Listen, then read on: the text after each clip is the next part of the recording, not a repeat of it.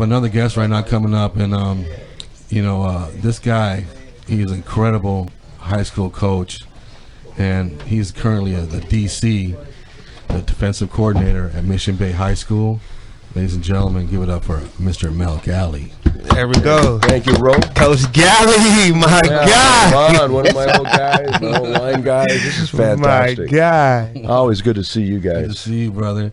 Now, Mel, you're in California now. You're out at the beach over there, strolling in the sand and everything. But before that, you were in Washington? Yeah, when my goal was back when I was a lot younger was to be a head coach, and I was an assistant for 4 years up in San Gabriel Valley, and so I took a head coaching job up in Washington, Yakima Valley, then Othello.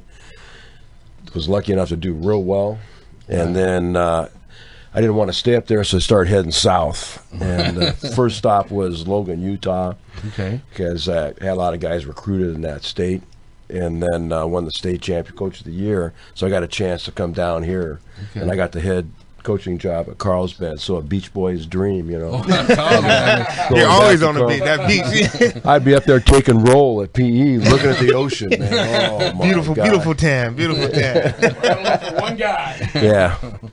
So you get to Carlsbad, and you turn that program. I mean, build it. Yeah, they had a rough couple of years before I got there, and then the second year I was there, we won the Avocado Championship, and then we went to the playoffs and lost to Lincoln.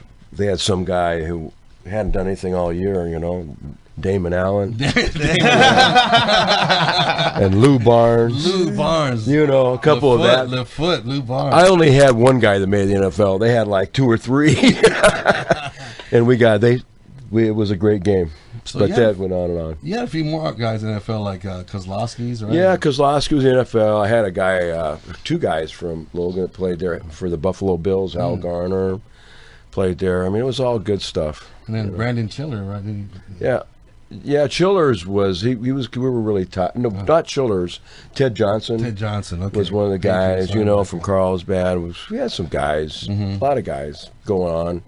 It's a big thrill to see guys do well. So from there on, you go to Ramona, right? Yeah, I went to. I thought I wanted to be a businessman, and that lasted about. You have no business doing it. Yeah, I have no business doing it. I lasted about 4 weeks, then I had to find another job. I thought I was just going up to Ramona for a little while, but he ended up treating me so well, and we went to the semifinals a couple of times. Okay, it's far away from the beach. Yeah, I never moved there. Yeah, that's right, man. Something about South Mission Beach is a little better than for me. I never wasn't into bestiality, animals. Beep beep beep. Are you supposed to have? I know. I'm sorry. Oh, I forgot. The sensor ready. I gotta get the second delay. Right, I need the sensor ready. So when I first met Mel Galli, I was at the Who Ride playing at Hoover under Willie Madsen, and after the game, we had just beaten you guys, which was an upset on a Saturday. You guys were great, man. So I see Mel Galli coming across the way. He looked pissed, and then he was coming right at me. And my offensive lineman said, "Hey, that guy wants to talk to you." I was like, "Who the hell is that, man?" And he gave me a compliment, and that's I really cherished that moment right there, meeting you, my man. Because then after that, I got you kind of out of retirement. Yeah, I was gonna quit coaching. I thought I was old. No, I was actually pretty young at the time. I was going to retire from teaching and not coach, and then you came up. Well, you need a DC at Claremont. It was nice. I thought, maybe I can, Yeah. And so that was a great experience because I got to meet. I became a city coach, down in the city. That was where it all started for me down here. Exactly. Now I'm very proud to be from the city and all the different cultures and things that come from being downtown is the close to home.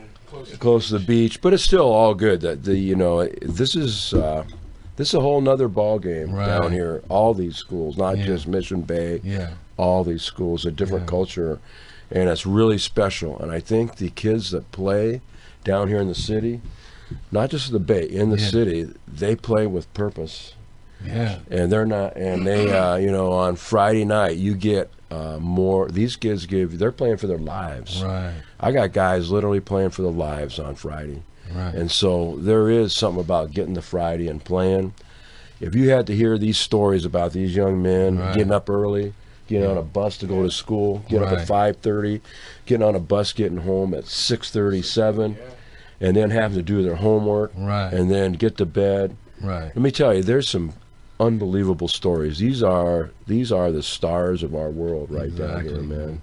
Get up at 4 in the morning and take a bus all the way out here. Oh, it's I great. mean, I'm one of them. yeah, exactly. I mean, Armand. Yeah. Southeast San Diego, and then being a knucklehead, going bouncing from school to school, and then Coach Rowe managed to get me into Mission Bay, and then that's where I met you as my linebacker coach, and my whole defensive experience completely changed. Yeah. I thought I was already good, playing the varsity as a freshman, and loving football, but not really loving the school part of it. And then, getting a group of coaches like, you, Coach Pugh, Coach Rowe, Coach Iggy, having that group and really just sitting me and my brother down and really just, showing that, you care about us, not just because, we can win games or because we're good, but because we can be better than what we were off the field. Yeah, we want to see you guys go somewhere. Yeah. I really feel that Mission Bay, and there are other schools too, but at Mission Bay where I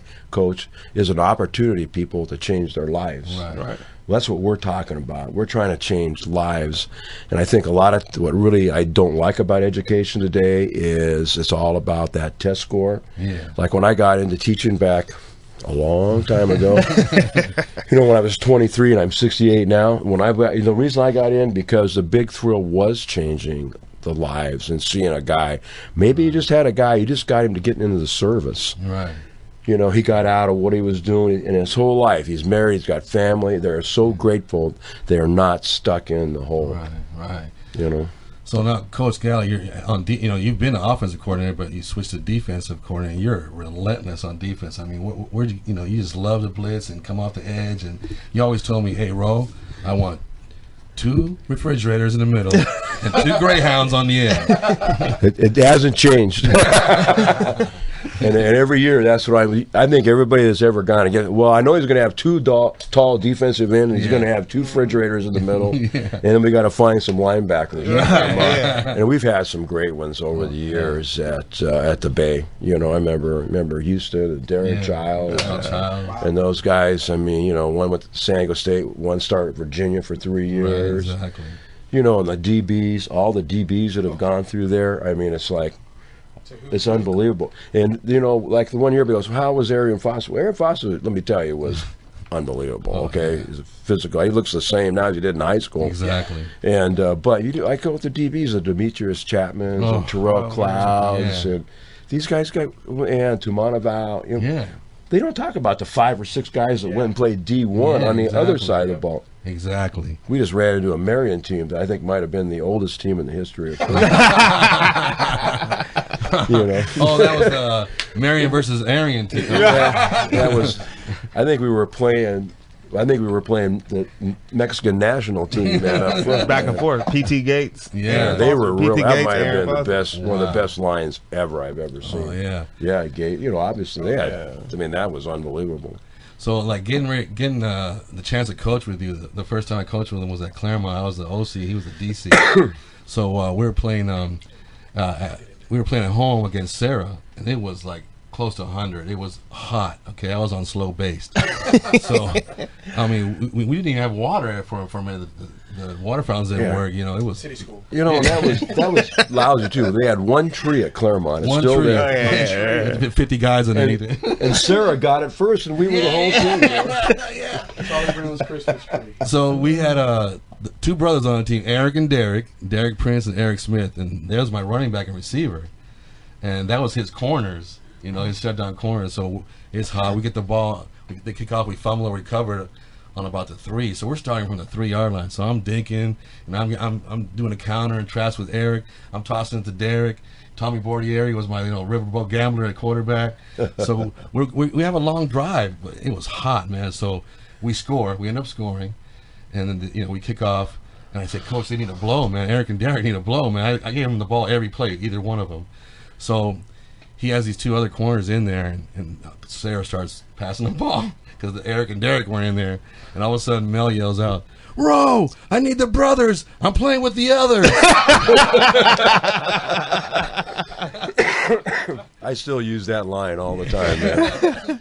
I think I used it. I used it this week. We played Claremont. Oh, no. I think the linesman goes, the guy holding the chains, you know, they're on the visitor side and we're the visitors. He says, yeah, he says, you just got the others, man, I'm telling you. Now, Coach, you go from there. We all went to Mission Bay. Right, we went to Mission Bay because Dennis Pugh was mad that you and I Yeah. were at Claremont and not at Mission Bay. Right. And so he got us over there the next year, you know, Yeah. area and senior year, and we stayed along. Armand came on and his brother came on and were big stars for us. Yeah. With Houston's other brother, you know. Oh, Susan. Houston's, Yeah. Anthony. That was really pretty good. We had And then we went to Saints for 4 years. We went to Saints. We won a couple of CIFs there with Jerry Ralph and all those guys. That was a great experience. Oh yeah. Then back to the Bay for Dylan. Dylan Baxter. I'll tell you, big announcement coming Wednesday on Dylan Baxter. Really? Big announcement. Oh man. Pay attention to the sports page. Okay. Look under NFL stuff. Okay. On Wednesday. Just Finally. take a look, man. It's going to be big. I mean, the guy was Player of the Year for you guys in the nation. 75 touchdowns. I mean. Yeah, I was telling the guys that they were all thinking they're pretty hot at Mission Bay because we actually won some games, you know. Yeah. And they think a couple of guys think they're really good. He says, well, you know, we had Dylan here, only got like 6 touchdowns a game. They're like, 6 a game? Yeah, every week. Yeah, he was a baller. In fact, it was cheating. I felt like I was like, wow, this is really cheating. It doesn't matter what the heck I do, or you know. He didn't play any defense either, did he? He did. He played 6 plays. A couple picks. And had 3 interceptions. We put him in against Lincoln that year when they had a pretty good crew of guys. Victor Dean, yeah. Victor Dean and Dunn. Yeah. Was really good. They had another guy I can't remember. But that was the game of the year. I think was the week everybody had a bye. You know, so all the coaches were down there, high school coaches, recruiters, and everybody was there, and it was a spectacle. That was the game to watch. That was the game, man. The Bay and all our guys lived across the street. Right, same neighborhood. Right. Hey, Mom, what's up? And so it was like, talk about a local game. Our guys are, this is great. Just come right outside. So, Coach, you also coached at Lincoln with Ron Hormoto when it reopened. Yeah, when I was there, their first graduating class year, we had just an unbelievable group. Man, the troubles they had getting everybody together and going. It was the Robinson twins. They were both sophomores, and we had some other guys that were just fantastic. But we didn't get healthy and get everybody together. And we're running around, you know, I think we're like, I don't know, 3 and 4 or something. I says, or 3 and 3 or 2 and 4 or whatever. And I says, just don't play us week 7. Yeah. Because everybody's back, you know. Everybody thinks they're going to be ineligible. No, at Lincoln, they get eligible. Coach Dunn's done a great job getting those guys going. And but what happened, I says, don't play us week 7. Saints came in. I think they were undefeated. First in the league, first in the county. And they came in. And the coach asked Ron, he says, how do you think we'll do against Claremont next week? Not Claremont, no, Cathedral next week. And Ron goes, what's he asking? Shouldn't he be worried about us? I mean, they got the quarterback who went to Stanford. Crowder was a fantastic player. And, you know, so we came in, and at the end of the game, it was 27-3 Lincoln. And then we won the rest and went all the way to the stadium and lost to Cathedral. Yeah. Our quarterback broke his leg on the first play. But that was a great defense, man. You talk about blitzing. Swarming. It got so bad, I just told, what was Terrell? Oh, yeah. Rel is what they call him.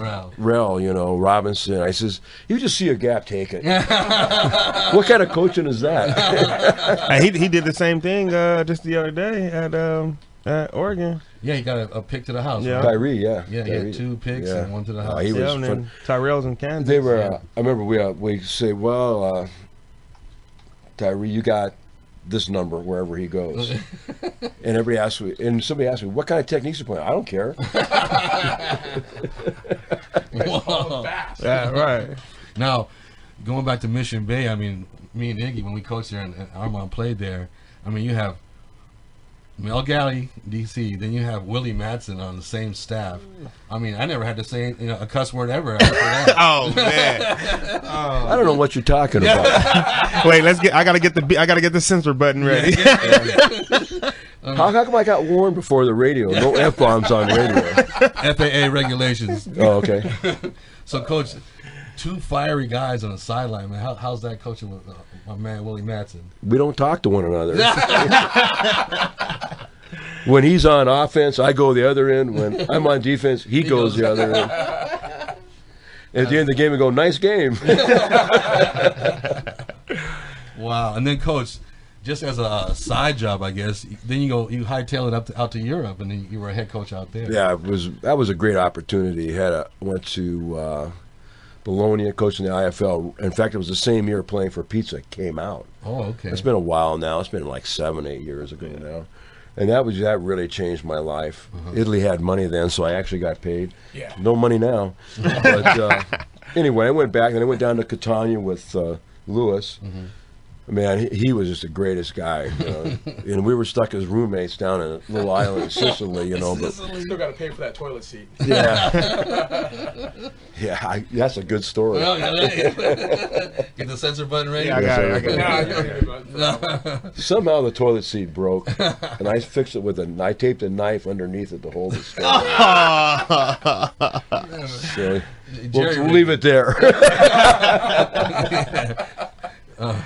So when we went to the Italian Super Bowl, lost to Parma, in the deal. In fact, we beat every team in that league, and so that was just a great experience. And Iggy went back to Austria, I think, right? I took Armand with him and stuff, and I've been back a couple of times, small gigs. I went back a couple of months last year.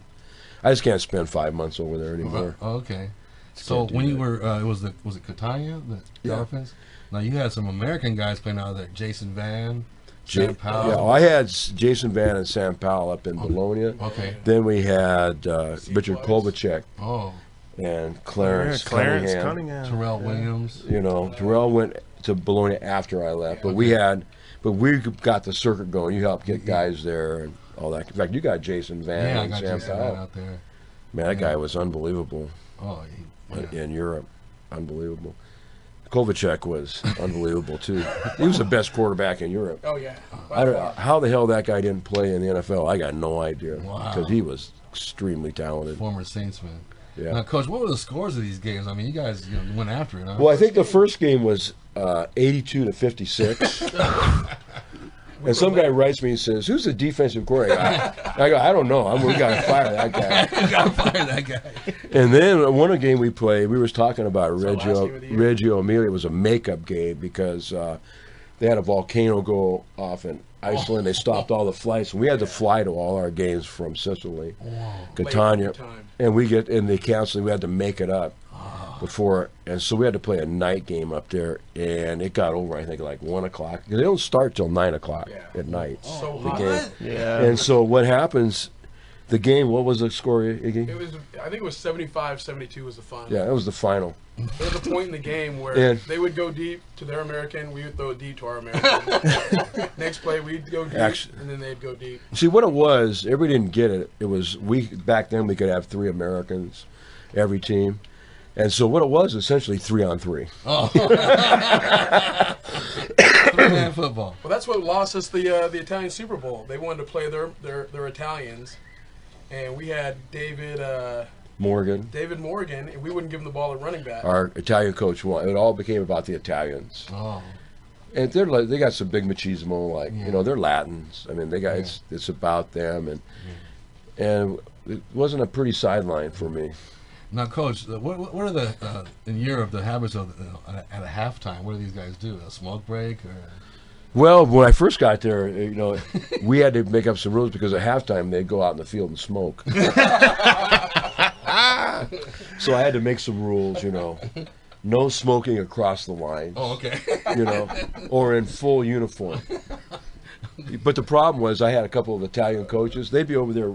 Like I'd be down working something, they'd be over in a corner room inside their drill by themselves, and the coaches would be over there having a smoke, I'll tell you, it was really a great atmosphere. I mean, the beer, like for instance, after practice, there was beer in the locker room. Everybody having a beer or a smoke, and being friendly. I didn't smoke or, I don't know about the beer, but the smoke. But that was an hour after practice, around socializing. Then you head to the pizzeria. Oh yeah. So we're at the pizzeria, getting over there at 11:30 midnight. Stay around till 1, eating pizza, having a beer. Training table. Training table. That's a good call. Training table. And then the coaches, we were there. Says, it'd be 1:30. Well, guess we got our head to the wine bar. My goal was just to get out of bed by 10 o'clock the next morning. Get that espresso, right? Right, Armand? Get that espresso. Hey, it's all the same all around Europe. Yeah. Now, Coach, you work hard, man. You scout these teams you guys play against, and like Diego was saying earlier, you get the packet and they study it and everything. But you take time off after football and you travel. You're, I think, a world traveler. Yeah, I'm pretty lucky. I've been around the world a couple of times now since I did the Bologna thing. This last year, like for instance, my wife and I bought a cruise out of Sydney to cruise up to Honolulu. And what I did, I went over to Bologna and coached for 2 months. I told him I got to leave March 31st because I have to get on a boat in Sydney. So when I flew over there, coached for a few months, did some traveling, Istanbul and blah, blah. But then I flew over to New Delhi and then down to Sydney, then took the cruise to Hawaii, and then flew from Hawaii home. I went around the world just on a couple of times. My wife and I cruise a lot. We've cruised around the world now. We've been across Indian Ocean. Cruise you took in Asia? Yeah, that's the one we went across the Indian Ocean, Southeast Asia, Vietnam, and India, a few stops. Suez Canal, Red Sea. I'm trying to be like you. Yeah, I just wish I'd have picked it up earlier in my life, man. Gotta get a boat, Armand. Oh man, there you go. Armand would be perfect. Armand's got a good start. Yeah, he's got a good start. I've been over 15 different countries. Yeah, I think the most. So is Lewis. He's got the connection. Oh yeah, He's a Costa Rica, Spain guy now. I think the most exotic place I've been is the Barrel over there in Southeast. I mean, gosh, that is incredible. Can't always get a plane. Yeah, I know. We got to dope him up, man. Get him over the Coronado Bridge is the scary. I know. Trying to play lots of phobias. I am really screwed up. You can't even bring him. Gotta get my friend Kurt to help you out there. We have to go down to Imperial Beach and come up to Silver Strand. Right. We gotta pass the bridge. And turn right.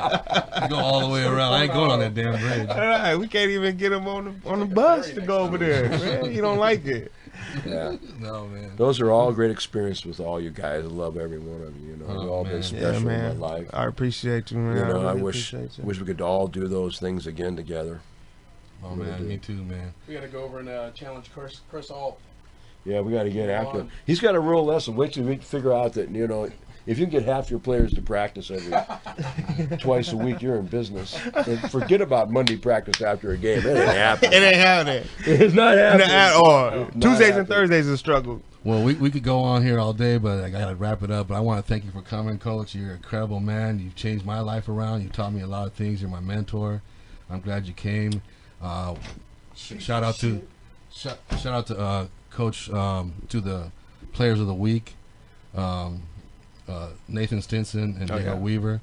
This has been the Coach Rowe Show on KBLKradio.com. I'll see you next week. See ya.